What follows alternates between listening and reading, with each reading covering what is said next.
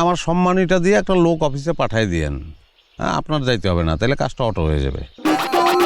সম্মানী বলতে আপনি আমার গলা কাটতে চাচ্ছেন? আপনি ঘুষ চাচ্ছেন? আপনি লজ্জা পাচ্ছে না? বিবেকে নাড়া দিচ্ছে না? বিবেকে নাড়া দেয় না, আপনি হঠাৎ করে মহৎ হয়ে গেছেন। তাই আমি আমার ভাগ্নারে পাঠাইছিলাম আপনার কাছে, মুখের রুচি নাই, 52টা টেস্ট দিচ্ছেন আপনি। কইছেন আবার অমুক ডায়াগনস্টিক সেন্টারে যাইতে হবে।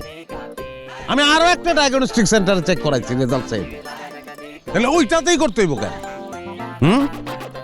ওষুধ কোম্পানি থেকে টাকা খাস না? হ্যাঁ, রোগীর গলা কাটা, হ্যাঁ, চতুর্মুখী ইনকামের একটা ব্যবস্থা করে নিচ্ছেন। এগুলি ঘুষ না? ঘুষ বলে দুনিয়ায় কিছু নাই। হ্যাঁ, দুনিয়া হচ্ছে টাকার লেনদেনের খেলা। ঘুষ ছাড়া বউ চুমা দেয় না, চুমা দিতে গিয়ে কামড় দিয়ে ভালাই কয় সরি। ডিমান্ড থাকে না, সবার ডিমান্ড থাকে, বউরও ডিমান্ড থাকে। এইটা নিয়ে আইসো, না নিয়ে যাও একবার, খবর খারাপ। ব্যাপারে এইটা লেন আর দেন, এই খেলা সব জায়গায়। খেলা যে বুঝে সে জিতে, যে বুঝে না জিতে না। তুই দিবি, আমি দিব, তুই না দিলে আমি দেবো না, দ্যাটস অল।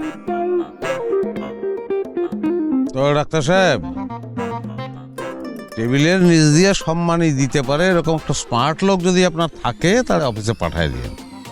হ্যাঁ, আপনার কাজটা অটো হয়ে যাবে। ওকে।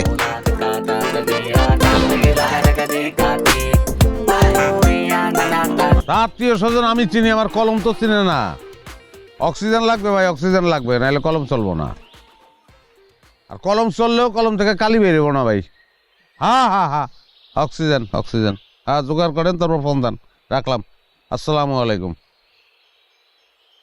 মামা আসসালামু আলাইকুম। ওয়ালাইকুম আসসালাম। জামাই, তোমারে কইলাম আমার বন্ধুর কাজটা দ্রুত করে দেওয়ার জন্য, তুমি কিছুই করলা না। মামা আমার গুতাইয়েন না, গুতাইলে কিন্তু আমি পারবো না, আমার মাথা বেদিশে হয়ে যায় গুতাইলে। বুঝেন না কেন? আমার তো 4G নেটওয়ার্ক না, এই যে দেখেন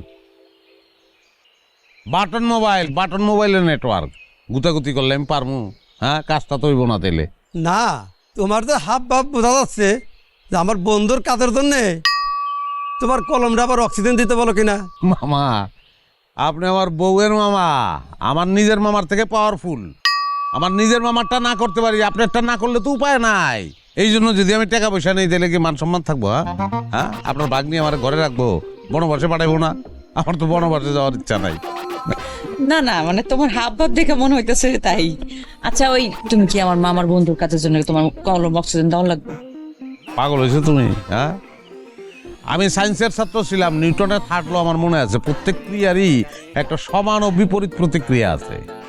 কাজটা যদি না করি, বিপরীত প্রতিক্রিয়াটা কিন্তু মামা এই দিক থেকে আসবো। হ্যাঁ, আমি তো বিটা বাটা ছাড়া হইতে চাই না। ঠিক আছে, তাহলে কাজটা যদি করে দাও। ঠিক আছে মামা।